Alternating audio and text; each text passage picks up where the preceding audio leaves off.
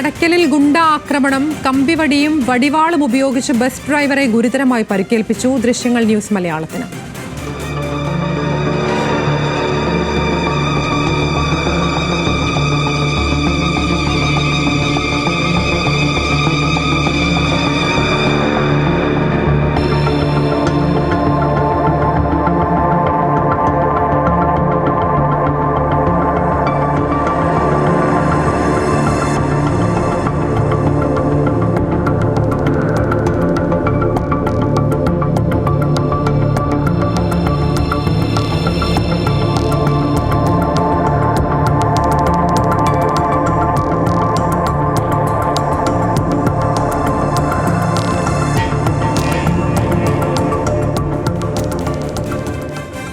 സംഭവത്തിൽ 3 പേർ പിടിയിലായി. കൊല്ലത്ത് നിന്ന് ഷമീർ അബ്ദുൾ ചേരുന്നുണ്ട് വിശദാംശങ്ങളുമായി. ഷമീർ, ആരെയാണ് ആക്രമിച്ചത്? എന്താണ് ആക്രമണത്തിന്റെ കാരണം? പോലീസ് എന്താണ് പറയുന്നത്?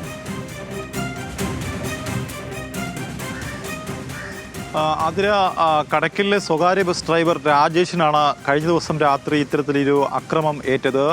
ഇയാൾ ബസ് ഒതുക്കിയ ശേഷം വീട്ടിലേക്ക് മടങ്ങും വഴി, കടക്കൽ ജംഗ്ഷനിലൂടെ വീട്ടിലേക്ക് നടക്കും വഴിയാണ് 5 അംഗ സംഘം ഇദ്ദേഹത്തെ വളയുന്നതും പിന്നീട് കമ്പിവടിയും വടിവാളും കൊണ്ട് ആക്രമിച്ചു. കമ്പിവടി കൊണ്ട് അടിച്ച് നിലത്തിട്ട ശേഷം വാള് വെച്ച വെട്ടി പരിക്കേൽപ്പിക്കുകയായിരുന്നു.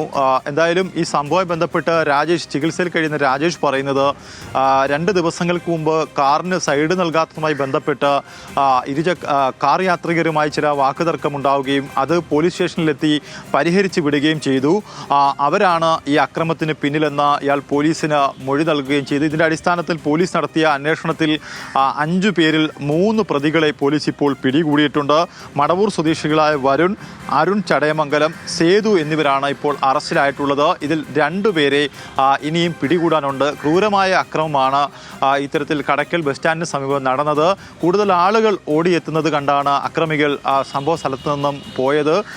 അവിടെ നിന്ന ആളുകളാണ് ഇത്തരത്തിൽ രാജേഷിനെ ആശുപത്രിയിലേക്ക് മാറ്റുകയും ചെയ്തത്. രാജേഷ് ഇപ്പോൾ ആശുപത്രിയിൽ ചികിത്സയിൽ കഴിയുകയാണ്. ആതിര. ശരി, ഷമീർ അബ്ദുള്ളാണ് വിശദാംശങ്ങൾ നൽകിയത്.